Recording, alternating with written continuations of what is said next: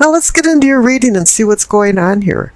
I'm going to start with the past because I think it's very pertinent to what's happening in the present and your opportunities in the future. So for the past, you received the Page of Cups and the Seven of Swords. Let's talk about the Seven of Swords first. Someone is stealing from you or doing something underhandedly behind your back. Some type of secrets maybe are going on in the backdrop. It's like somebody wants to win a game without playing fair and square. They would rather do underhanded things to win instead of lose and have dignity from loss. But you're diplomatic enough and wise enough to outsmart the sly fox, but you haven't been acting like that in the past because you received the Page of Cups, and he's very immature in his actions and his emotions. And normally he's a little too busy being depressed from unrequited love or falling head over heels in love. Love is his aim and fantasies are his game. And the spiritual world is his plane. He's an idealist, a sentimentalist, and an unrealistic dreamer. And he's usually wearing rose-colored glasses and not seeing things for what they really are. And maybe somebody is stealing from you, but when I see the Seven of Swords, it's normally somebody stealing your emotions. They're the emotional vampire that's sucking you dry. And then again, the Page of Cups can bring news and messages. But sometimes he's more of a gossiper and has an overactive imagination about how he assimilates things. Now down in the base of your spine for sourcing and urgings, you receive the Star and Temperance. Two major arcana cards. The Star is about hope and healing. Whatever happened with the Seven of Swords, and you overlooking things because you're a little too busy with your emotions with the Page of Cups, has made you now want to go into a healing mode. I think the Temperance has woke you up a little bit, and now you're looking at reality. And you're starting to moderate, where the Page of Cups was going off the chart. And the Star is more of the grounding force here. It's having you find your position in your little microcosm and on the earth. And the Star also has you find your position relative to the celestial stars that are constant and fixed. This is a time for you to review where you've been, what you're doing right now, and where you want to go, and what's your purpose in life, and what will make you happy. And this is reinforced by the pelvic and sacrum for awakening and arousing. Receive the Two of Pentacles. Any two is a decision card. Balance, partnership. It's time to make some decisions, and you're juggling these decisions around, and it's time not to drop the ball while you're juggling. But the clarification card is the Eight of Wands. The card of sudden change, or maybe it's just sudden decision. But the Eight of Wands can also be a message or some type of news. And that can be connected to the Page of Cups too. So it seems like you've been juggling some ideas around and you haven't been quite sure of what to do, but maybe the universe is making the decision for you, and very quickly. Now up above in your solar plexus, you receive the Ten of Pentacles, the card of contentment and satisfaction. It's usually considered the retirement card where you have the luxury of comforts, but not all of us are in retirement age, and it just says you are content and satisfied. You might not have all the luxuries, but you have enough that make you comfortable. And the clarification card is the Six of Wands. It's saying that you were a victor in some type of contest or competition, and you're doing your honor lap, or you're being recognized for your accomplishments. But gravity always pushes you back down to earth, and it's time for you to humble yourself and go back to your regularly scheduled program. It's time to take on more responsibilities, because the center card for the heart of the matter is the King of Swords. He makes rules and regulations, verbal and written, for civility. He makes structure and organization. All of a sudden, you're taking control of your life. You had to make some decisions, and I think now the King of Swords is making these decisions for you. He's standing behind and watching your back. Now the clarification card is the Six of Swords. And it's a moving on card. It's going from tumultuous waters to more tranquil waters. And this has the same theme as down there in the throat for communicating and teachings. Receive the Chariot. He's about moving forward. The whole card is about motion. And it's also about self-control. The Chariot card has the military guise to it to remind you that it's about discipline and regulating your willpower. He wants you to be victorious and by overcoming your oppositions. It really is about opposing forces. The Hanson Roberts card really hit it on the nail when they put the yin and yang symbol on the front of his chariot.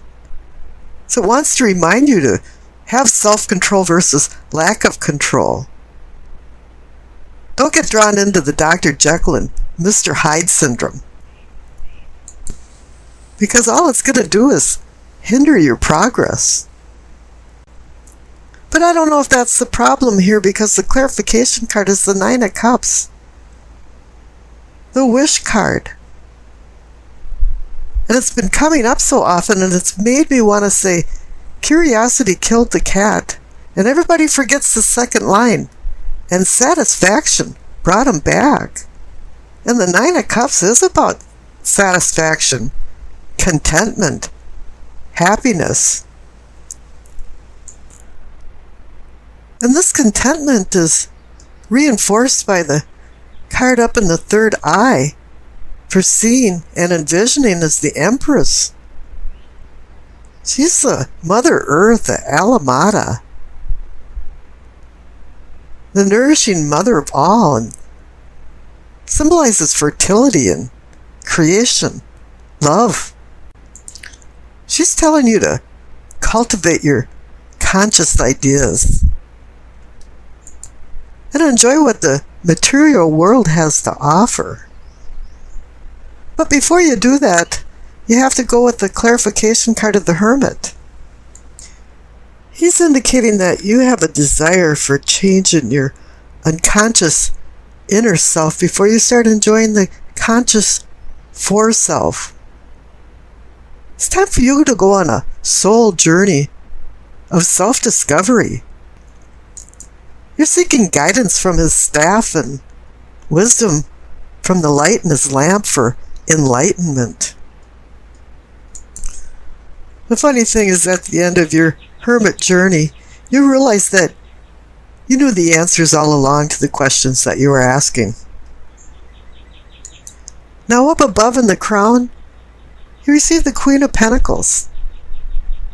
She's about practical matters. She's a pragmatist. She's got a grip on reality. And this is good because the clarification card is justice. And when justice shows up in a spread, it normally means something's been out of balance.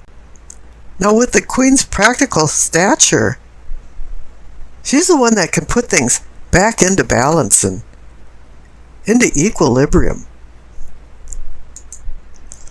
And perhaps whoever's been stealing from you down there with the Seven of Swords is going to receive the sort of accountability from justice. justice can also be about legal matters, contracts, negotiations, agreements that typically are going your way. But whatever it is, your past actions are connected to your present state of affairs. Now we've discussed the past, so let's skip over to the future. And the main card is the Three of Wands. Yeah, Wands is fire energy for Aries. And now you've got your shit together. Things are working out well for you. Three of Wands is a card about movement. You've made some plans and now you're making these plans a reality. And the clarification card was the Hierophant. You might think that's a funny place for having somebody that represents traditional religious teachings or beliefs. But maybe now you understand the beliefs that you have. And you're fueled on some types of truths. You're no longer back at the Seven of Swords and somebody's stealing from you, and the Page of Cups where your head's in the clouds and you're in fantasy land. All of a sudden, you've accepted what the truth is. So you can go forward with the Three of Wands with the plans that you've made. Let's go back to the Seven of Cups. That's really splayed energy. It's about a difficult decision or decisions. But it's in an atmosphere of chaos and illusion and fantasy. Wishing is one thing and making it come true is another. Each cup holds pleasures and treasures, or disenchantments and disappointments. The enticement of so many choices has your head spinning. And there's also a temptation involved in this cup about sexual and emotional folly, which is extremely strong and drawing you towards it. And you have to get out of your kind of day trip or fantasy land and start separating real from imagined. And so then it comes down to which cup will you choose and which cup will you lose. And the Two of Swords, as I mentioned, also is a decision card, but it's indecision in the face of opposing forces. And right now you're at a crossroads of a very difficult decision. You know, all two cards are about planning and decisions, balance and partnership. And in this instance, confusion has set in and you don't know which way to turn. There's challenges and obstacles laying ahead, and it's discouraging, even for those with a strong disposition. It's time for you to do some soul searching to find a resolution to your particular dilemma. And you know what, you have to understand too that not making a decision is a decision in itself, and at times the cosmos will take a handle on things and make one for you. And this might not be to your liking. Now the Emperor is about overseeing organization, structure, and responsibility with rules and regulations to manage his empire. But in this instance, the Emperor personifies you because Aries rules the Emperor card. You'll see rams on the armrests of his throne. The Emperor symbolizes power, leadership, authority, and vigilant governance. Decisions are made in his chamber with logic and reason. He leaves the emotional decisions to his soulmate, the Empress. He's like a CEO of a company, all the way down to the patriarch of a family. And he's here to assist you in running the microcosm of your personal empire. And he's here to assist you also into making good decisions, logic and reason-based decisions. Okay, and then the 3 dice down on the bottom, you receive Gemini, Saturn, and the 8th house. Connecting the dice right away to the cards says to me that all roads lead to Rome, or more precisely to the Emperor. He's the key to this reading. You know, the 8th house brings in the idea that death and taxes are the only thing you can depend on in life. However, with the 8th house involved in it, you got your hands in the cookie jar of joint finances and other people's money. Initiatives and discipline hit the forefront. The combination of the cards above and the dice indicate that you will find new and exciting ways of conducting old mundane business into prospering new business affairs. That is if you're not turned off by listening to other people's opinions and indulging in self-justification to sway personal interests into your favor. Then all bets are off. Diplomacy can be really sweet and also your ticket to success. Although solutions to pending problems must be based on the value of your product or the usefulness of your service. Intellect will be strong with heavy emphasis on details of legal contracts and agreements as well as the sciences for some reason. Candid words conveyed to you are spoken by you, set the stage for establishing priorities. Disturbing dreams bring spiritual insight from astral projection encounters.